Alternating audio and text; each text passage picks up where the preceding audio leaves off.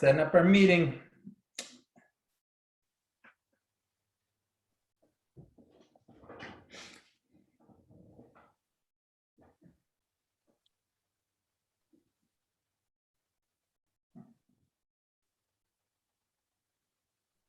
All right. Hey, I think we're live. Let's see. There we go. Hey, Matt. I guess we've been live 25 seconds. What's going on? Hey, everyone, I want to welcome you all to our Thirsty Thursday series here at Bright Ideas Realty.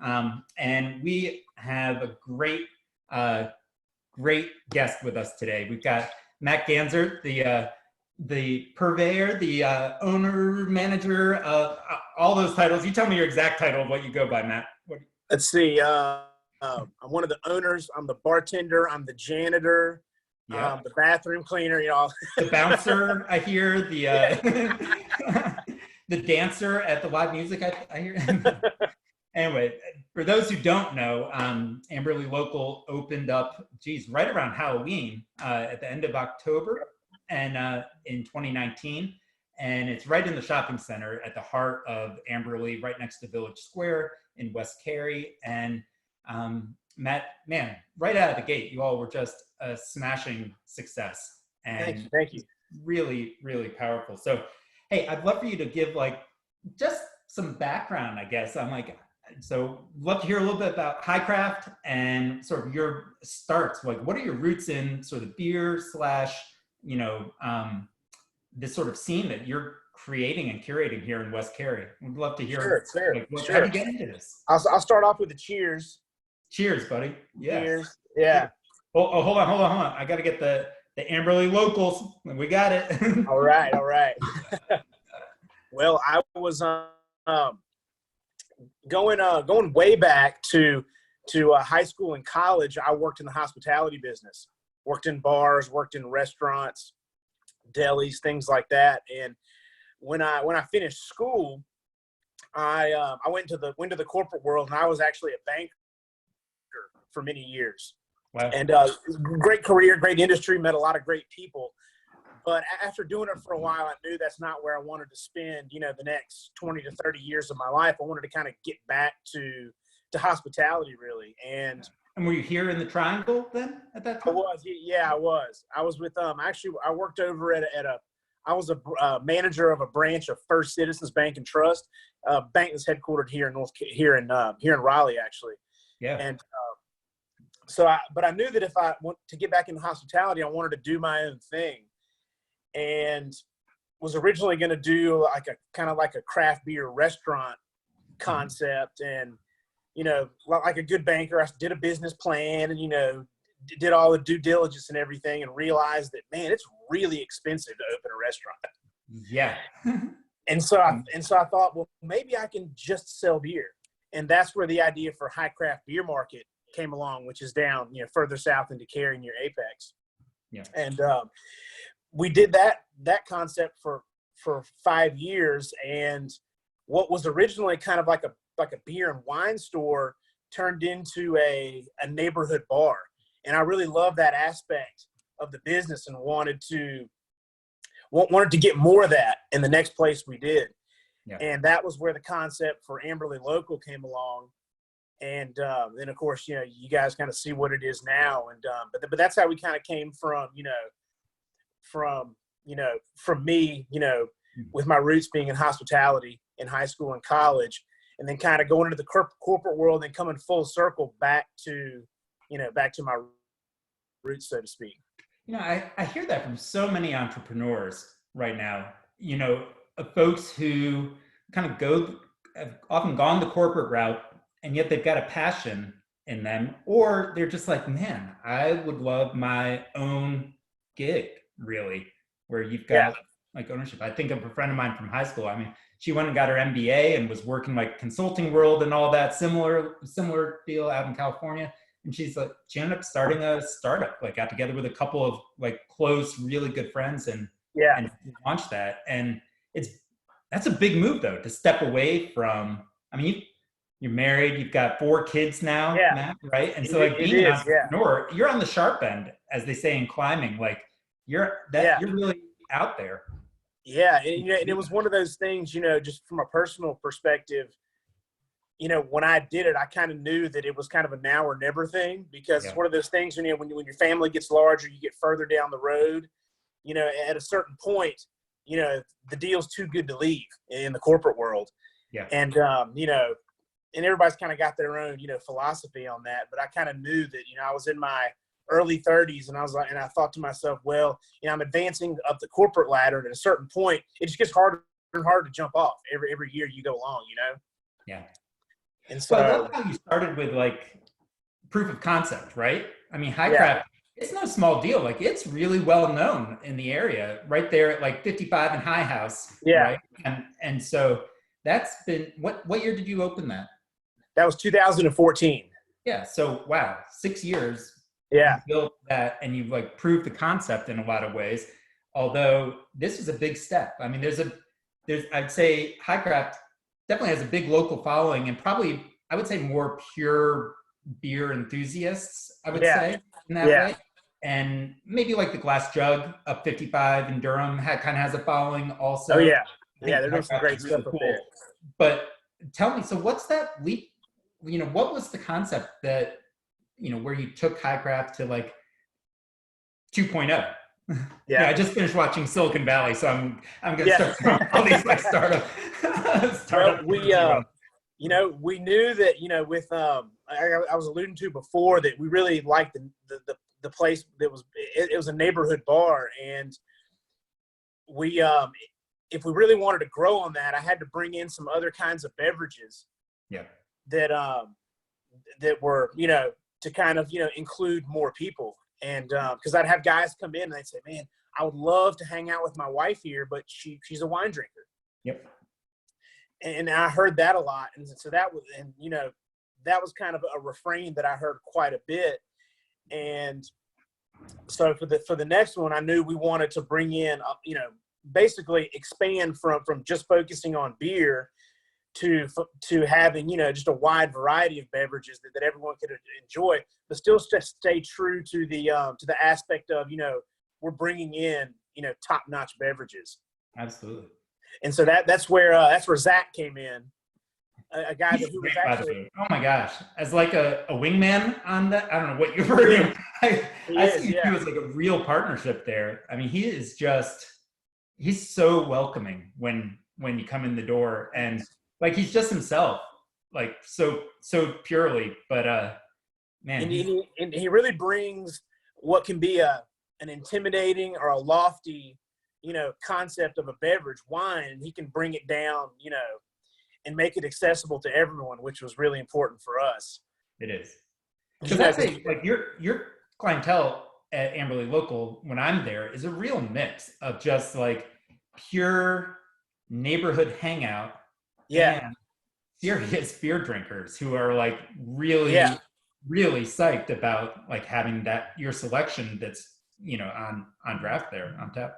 Yeah, it is. And that's that was something that we really wanted to focus on, because like you said, Highcraft, we were focusing on a beverage, whereas at Amberley we wanted to focus on just the gathering place aspect of it, which takes the specific focus off of just one particular beverage and focuses on the place. Yep. And yet you can still be faithful to bringing everybody the best stuff you can find, the best wine, the best food, the best beer, and things like that. Totally. But not have it be the only focus. So tell me, like, as you were putting this together, I mean, I'm sure, when did you start the business plan for Amberley Local? How many months, years were you working on this to bring it to fruition? So I think it started about 2.5 years before the doors opened. Mm-hmm. And it took me once I found the space, it took a while. It took about probably 4 to 6 months to gather all the investors, to negotiate the lease with the landlord. Mm-hmm. And then we were about another year building it out or so. So it was a pretty long time frame. There were some big delays that happened with town of Cary, mm-hmm. that were kind of unforeseen, and that happens sometimes. It's kind of par for the course, at least in my experience. You know, Even when you have Salinas faced the same thing over at Parkside Town Commons, the Bella right, Monica expansion. They yeah, got delayed over a year, and they were wow, just carrying that. It was a lot for them, I'm yeah. sure. But yeah. So what was like the biggest challenge in that time period leading up to like beginning of the work on it through opening the doors? I would say it was probably probably, we're kind of getting down into the weeds a little bit, but Yeah. it was plan approval. They Yeah. um, you got to make sure all your T's are crossed, your I's are dotted, and there's a lot of different people that are looking at your plans, and each one might see a different thing that they want changed. And just the way that it works, I guess for sake of efficiency, the way a town planning department runs, your plan can kind of go in circles and circles, Mhm. and then that can take up a lot of time, and it can be frustrating, like when you're an entrepreneur and you're like, let's go and get this done, but you kind of understand that there's a process, and I always joke there's a reason that buildings don't just fall down in America, and it's because the municipalities make sure that they're built well and all that. So, but that was kind of the biggest thing was dealing with the regulatory hurdles of the building permits and everything. So that was probably the biggest challenge, just at that exact piece of the game. Hey, man, I wanted to ask you about sort of the culture that you all created at Amberley Local. I mean, we're over there when it was open, right? I mean, sort of the elephant in the room is it's been a really, no one was building this 2-month hiatus into their business plan, 6 months ago. Yeah. So we'll get to that in a little bit, but I tell you, like the first 3, 4, 5 months that it was open, when we were heading over there pretty often, the consistent thing that Lisa and I felt when going over there or meeting friends over there was just that it felt like the core staff was friends and family. I mean, there was this feeling of just, you could feel it when you walked in the door. And I just wanted to ask you, like, cultures, we talk about that a lot in Uh-huh. business, and as we talk with other people or clients and stuff about, what we hope to bring to people. But tell me about how you all have created that culture in your business. Well, we always, I think it's a couple, two things is, when you have a business, you can come up with all kinds of policies and procedures and in ways you do things and write them all down. But at the end of the day, I think that, partly leading by example, and you kind of show the people that, because as you go, so will everyone else that works with you, when works for you, will go. Yeah, totally. And to try and just show that, how much we love the customers and how important they are to us. And I know for me personally, that's kind of the reason I'm in the hospitality business, because I really enjoyed that kind of interaction with people that were my customers, and then they become friends, and then they almost become family, after a time. And I was also, was good at it too. And so I think that's part of it. And then another big thing is the way we treat each other. We, there's just a love and a kindness and a camaraderie that we try to foster amongst the staff themselves. And especially in our relations to people that, you might have like an employer-employee relationship, but things are a little more communal, I guess you'd say, at, amongst us at Amberley. And so, there's a lot of love and a familial aspect to the staff itself. And that just radiates out, I think, to how everyone gets along with the customers as well. I mean, I'd say with my experience with people I know in the restaurant business, a place either kind of has that groove or they don't, Yeah. right? I mean, there's some places that just have a reputation of kind of this toxic, vibe Yeah. going in there, and Yeah. man, it's hard, but you guys nail it, and it shows. I mean, I think that's one of the things people are so appreciative, not only of the place to gather, I think, but also just how you all embrace people when they're there, and it just makes, it's really, I think it's just been such a quick infusion of community building that you all brought into this area, not only immediate neighborhoods, but like people meet each other, and it's just got that feeling to it. So That's a really lot of appreciate fun it. to see that, to see people, who are neighbors but may not have met each other, to meet at to meet at Amberley, and then become friends, and then you kind of see that friendship develop, and that's kind of what we were going for. Is that Amberley Local is the geographic center of the neighborhood, and we Mhm. also but we also want it to be the social and kind of the cultural center of the neighborhood too, is like as a gathering place, Yeah. and we've definitely seen a lot of that. And I do have to say that you guys have made it really easy for us. All the people we've met that live in the neighborhood are just, they love living there. They love knowing their neighbors. They're very nice, friendly. And so I have to say, all the people that are customers there at Amberley are just a great bunch of folks. Well, I've been impressed how it's drawn from beyond. I mean, I think there's some regulars who can walk there. Yeah. And that's definitely perhaps helped home values a little bit in the immediate area. That's a big perk. Like the idea of walkable suburbs is huge. I mean, we started hearing about that with this rebirth of downtowns, that this generation, whether it's people who are retiring, want to be able to walk to places, or, or millennials want to be able to walk to places and have dog parks and dog friendly places and, outdoor spaces to come together. But that's not just in the downtown areas. I mean, I think Yeah.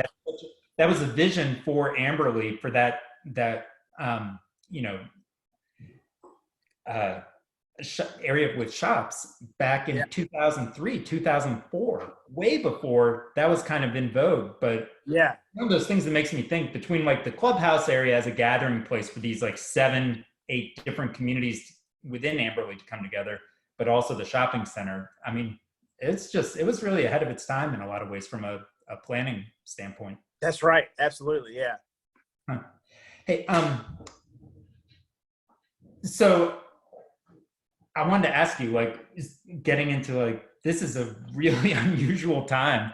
What's maybe one thing that has surprised you in the last 6 weeks, as we've gone into this? Like, what's something that Yeah. stands out in your mind? Well, first, the biggest thing is, as we talked about earlier, the opening of Amberley was a big success, and everyone, seemed to enjoy it. We really got embraced by the community. But something that really hit me was the way that the community has supported us during all of this in some big ways. And just a couple of examples. When the shutdown first happened, a customer that lives close by in Amberley came to me and said, "Hey, I want to buy an entire keg worth of Crowlers, those 32-ounce cans that we sell. Yeah. And I want to buy an entire keg full of 32-ounce Crowlers, and I'm going to hand them out to my buddies as kind of a, like, hey, we're going to get through this type thing." Yeah. And then another time, a customer came in, and this customer comes in, I believe, every Monday and buys a bunch of sandwiches for all of her friends. Mm-hmm. And she was in the shop one day, and we were talking, and she was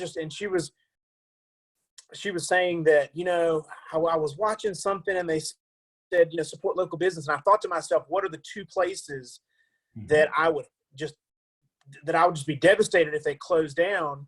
And she said it was Amberley Local, and then Andia's, the ice cream place up the road. I may have said that once or twice myself too. And that just kind of really, I was like, wow, that really makes you feel good. Yeah. And really kind of, I don't know, in a way validates what you've tried to do and tried to be for all the people in the neighborhood. And so that really, that almost like punched me in the face. I almost brought a tear to my eye. And so that was, and I see, every time I'm up there, I see people that come in like, how are you guys doing? Is everything going okay? And they're buying beer, and they're making sure, and they're coming in, and, everybody's having a tough time right now, not just us. Mm-hmm. And so for people who are going through their own challenges right now, I don't know what they are, but I know they're there, to be so invested and concerned and really trying to look out for us has been really heartwarming. And, like I said, I knew people enjoyed Amberley, but to see all that has been really a surprise in a way. That's awesome. Yeah. Wow. Well, I think it goes back to that idea of, in some ways, it's really about the character. I think one, Amberley Local and Andia's are both, their family run businesses, and it feels like that, right? I mean, it Yeah. really has that feel. And, I think that's something that the suburbs kind of has that rap for, that it's all chains, right? Yeah. Yeah. There's a few places, the places that aren't, really stand out in a lot of ways. And so I think that endears people when they're done well. It really endears Yeah. people. So I want to ask you, if we're like 6 weeks into this or so, do you start to see the light at the end of the tunnel for some soft opening and such? I mean, reopening of public spaces and gatherings. Right. Right. I do. I think there's going to be, it's going to look a lot different at first, for sure. I think that I'm just starting now to dive into the technicalities of everything and the details. I did hear that well, I guess what they're calling phase 1 in North Carolina is going to be starting soon. That the governor's looking at a lot of information and data and things, and I think he said things are looking good. And but I know that down in Georgia, the first state to kind of open everything back up, they had a list of 39 different requirements that are basically part of the operations of the restaurants down there to reopen. It's a pretty good article that they've got, like a regional manager of a Waffle House did an interview and talked about all of them. And so there's going to probably be a lot of things that are gonna look really strange when we reopen. There'll definitely be a reduced there'll be a severely reduced occupancy. It'll probably be, right now I think we can do about 50, 60 people. It's probably going to be about 15 people. Yeah. So it's going to feel pretty empty in there. And we've kind of joked that we might have to actually have a reservation list for the first couple weeks. We talked about that with the pool, right? I'm on the HOA board for the pool, for the Master Association. So if the pool reopens, and it's not at full capacity, how on a 85 degrees sunny Saturday do we, have 50% occupancy there? I mean, they're going to have to get open table for the pool, right? And I think everyone's just going to have patience with the process, right? And that's hard. It's really hard. Nobody wants that, but it's so much better than the alternative. Yeah. So. And so I think, I think if, and there's still, even though the coronavirus has been around for a while, there's still so much we don't know about it and everything. Yeah. So I guess, we could kind of be going down one path, and then things could change, and take a 90-degree turn, and then things might get even more different. So I guess we'll kind of play it by ear, and we're definitely looking forward to seeing everyone again. But I don't know. I definitely kind of feel like we're maybe on the downslope in some ways, and hopefully things go faster as opposed to slower, and then the virus kind of does the same and kind of fades away. But at this point, it's kind of there's still a lot of speculation and all the and as we look at it from a business perspective, there's still more question marks than answers, and so. We're just kind of taking it, I guess, day by day, you'd say. Yeah. Well, you guys have done a great job of walking that balance between the two, of still being open and part of the community, and yet, holding the right line, I think. And it's going to be hard for people, I think, because with a patio and stuff, I hope the community realizes they can't put you in jeopardy, right? I mean, that's even worse by pushing against that. So I hope, as much as people are going to want that, I really hope people will be really thoughtful about that too. Hey, and one thing that we'll definitely be doing is once we start gearing up for it, we'll just we'll keep everybody really informed about what things are going to look like, and so we'll be our new website is almost up, so we'll be communicating with everyone there. We'll be communicating through Facebook, through Instagram, and so. We'll have as much information out there for everyone as possible. And then, of course, you can also just call into the shop because we'll still be open. And so we'll spread the word about, how everything's going to happen and all that when we reopen. Yeah. So should be a good time, whatever it happens. You guys are so on point with your social media. I'm really impressed. I mean, that's hard to do when you all are running in a lot of different directions, but just your balance of that, it's great. You do such a good job of engaging people. Thanks. So really appreciate that. Hey, so as we're kind of moving towards wrapping up our time, I wanted to ask you, like, so 3 or 4 months from now, let's say you get pulled up to NC State's business school and are asked to talk on a panel about local small business owners and what it's like to launch a new business in a local market. What are some of the things you'd share that are like some key lessons you've learned, maybe both, coming with a finance banking background, starting businesses? Like it's a rough business being a small business owner. All sorts of things that throw your way. What are some of the key lessons you've learned? Well, I'd say two big ones, and these two things are kind of at opposite ends of the spectrum as far as, the skills and the of a business owner and what you need to focus on. And one of them is I call it count the cost, and which means you really need to pay attention to the numbers of your business. They're very important because you can live and you can die by those, and if you haven't done that, you can really get yourself into a lot of trouble in an existential way for your business. But then the other piece of advice I have is at the other end of the spectrum. While the numbers are important, the most important thing is your people and your customers. And you have to be heavily involved in that. You can't be a guy sitting, in the back room just counting the beans and all that. You've got to put your imprint of who you are as an entrepreneur, as a businessman, as a person. You've got to put that imprint on the business, because if you don't, it's going to be just like the next thing, or it's going to be just like the chain that's up the road.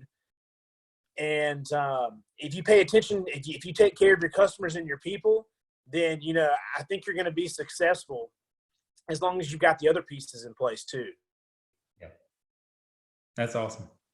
It's really so that resonates.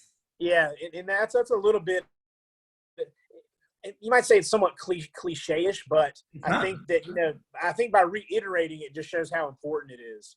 Yeah, absolutely. All right, Matt, last question. Any thoughts? The entrepreneur's mind is always going, I know. Yeah. So, I mean, you're pretty laser focused on opening, but have you had any dreams of Matt Ganzert 3.0? Not yet. I still feel like, the at Amberley, the food part was in some ways new to me. And and you guys all know Dale, my mom, she's doing a great job in there, and we're kind of learning together. And so I still feel like that there's a lot of polishing still to do for Amberley.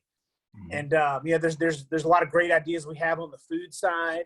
There's some new things coming on the wine side too that you're going to see in the next few months. And so I still feel like we still have a lot of potential to achieve at Amberley. And so all of our energy is going to be focused there for at least as far as I can see right now into the future. So that's pretty much where we are right now.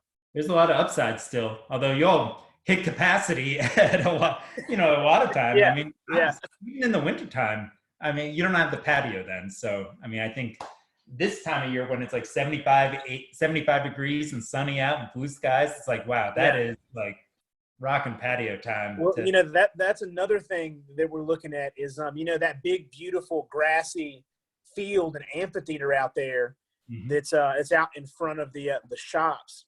Yeah. As we've been kind of conceiving of some kind of a festival we can throw out there. Yeah. And so that's so as far as new and exciting things, I don't know how the coronavirus is going to affect all that. And it might mean that you might not see a festival from us out there until next year. Yeah. But we've been planning a big event out on that out on that lawn at some point. Yeah. And so keep your ear out for some news on that. And don't know when it's going to be now, but it'll be coming. It's coming at some point. Yeah, absolutely. I mean, you all did. I'd say we stopped by that one night you had the band play on a Saturday night. Yeah. And it was standing room only. I mean, it was at capacity that night. And I know when you did your New Year's Eve event, that sold out in like hours. It was amazing. It did. Yeah, it did. You guys just killed it. So I can imagine as outdoor activities start to become permissible again. I thought like you could do a pig roast in the back, or I mean, there's so many things you could do that are just bring people together. During football season, you're going to see some of that. We had an idea for, you could probably see at some point, you probably see an oyster roast, and then a barbecue too. Wow. So those are two things. Oh man, that'll be terrible. Hey Matt, man, you guys are just the best. Really appreciate your family and all of your friends and staff that, make that just a real gem of West Cary and Amberley, and just really want to say thank you. You guys are you're killing it this year. So can't wait for Chad, to get a little bit more back to normal. I'm sure you all can't wait for that too, but really appreciate the energy you bring into the community. Thank you. Thank you, Chad. I appreciate it, man. Yeah. All right, man. Have a great weekend. Talk to you soon. You too. Bye, guys. Cheers. Cheers.